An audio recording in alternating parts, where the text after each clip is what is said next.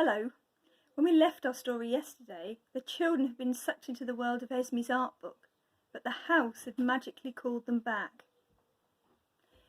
It was as if the landscape withdrew. The ground felt insubstantial. The colours leached away, and with them the heat and the cricket sounds.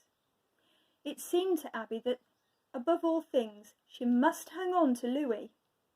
Max had hold of him too, and with his other hand he was gripping the top of Abby's arm so tightly that it hurt. Rocky came to rest, a painted shape in the thin light from the lamp outside in the street. Cold December air blew through the open window. They could smell the ivy and the dust sheets and the soot from the chimney. And it was over. Max was the first to move, and he was very fast. He let go of Abby and Louis, grabbed Esme's book, closed it shut and gathered it up. Antelope, bison, dust, ancient chalk, bears, lions, great spotted cat, and the small bright prints of Louis's hand. "I've got to take it back," he said. "No," begged Louis. "Not yet, not yet." But Max was already gone, and Abby and Louis were alone. They gazed around like travellers after a great journey, half bewildered, limp, blinking to see once more the unbelievable familiar doors and walls and windows of home. "The window," said Abby, and closed it shut. "I wish I hadn't opened it," wailed Louis. If'n, why did I open it?" "Because you loved him," said Abby. "That's why." Max reached Danny's house in record time, texting on the way. Danny was watching out for him from his bedroom window. "Can you come and get this without your mum seeing?" called Max in a hoarse sort of whisper. "Mate," said Danny, who'd been waiting for this moment, "I can do better than that." Then from the window fell Danny's old Spider-Man duvet cover, attached to a knotted rope made entirely of socks. All Max had to do was post the book inside and watch as it was hauled up and out of sight. "Impressed?" asked Danny, reappearing. "Now, bash on the door, and when she answers, keep her talking while I sneak down and put this in the kitchen with the rest. She's got them all piled up on the table." He gave Max a double thumbs up and disappeared. Max obediently bashed on the door. There were footsteps, and then Danny's mother exclaiming, "It's Max! Don't stand there in the dark, Max! Come in this minute! I'm making soup. Danny!" she called over her shoulder. "Max is here. Have you all got on well with my lovely Esme, Max? Isn't it a shame she's leaving so soon? I bet Louis will be pleased to have Polly back, though. Are you all rushing around tidying?" "Tidying?" asked Max weakly. "Yes, I suppose." He did suppose. Returning a 30,000-year-old full-grown spotted mountain lion to its rightful place in time might be called a sort of tidying.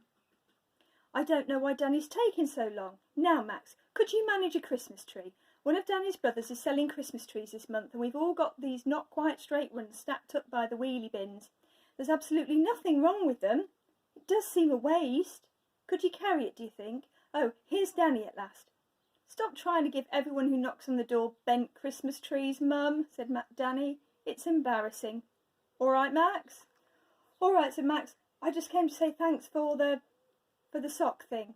"Sock thing?" asked Danny's mum, and then there was an erupting hissing sound from the kitchen. "Soup!" she cried, and ran. Danny and Max sighed with relief. "The book's back in the pile," said Danny. "Did you get whatever it was fixed where it should be?" "Yeah, in the end. Thanks, Danny." "What's up?" "I had a text from Esme just now, on the way here. It said, 'Can you manage without me?' Mate, you do know she was probably, almost certainly, talking about babysitting your brother." "Yeah, she was. I do know that, because he left school without her, and we had to message to say he was safe home. It's what I replied I wanted to ask you about." "Shoot," said Danny, sticking his thumbs in his belt and leaning back like a cowboy. "I sent back, 'Yes, but not forever,' in French." "In French?" "Yep." "How did you translate that?" "Google Translate. So do you think it was a bad move?" "I think it was brilliant," said Danny. "Google Translate saves all that messing about with dictionaries." "I meant saying it." "I think that was brilliant too." "Thanks," said Max, and meant it. "I'd better go. Thanks." Wait, said Danny, and pushed something into his hand. It was Max's lost night trainers in a carrier bag. Clean, said Danny. Wash the laces even. Okay? Okay, said Max, quite overwhelmed, and on his way out he chose the biggest bent Christmas tree, balanced it on his shoulder, took the bag in his other hand, and set off for home. It was a long and prickly journey, but at last he arrived, wrestled his tree through the front door, dragged it into the rocking horse room, propped it silently in the window, and slumped down beside Abby and Louis, now both fast asleep on the sofa. He thought he would wait quietly until they woke up, but after the day that had just happened and the night on the stairs before, it wasn't very long until he was asleep as well. He woke up to the smell of hot chocolate and Theo folding dust sheets and humming. Hello, Max, Abby. I see we have a Christmas tree. Louis, I need a word. Not now, said Louis, and closed his eyes again.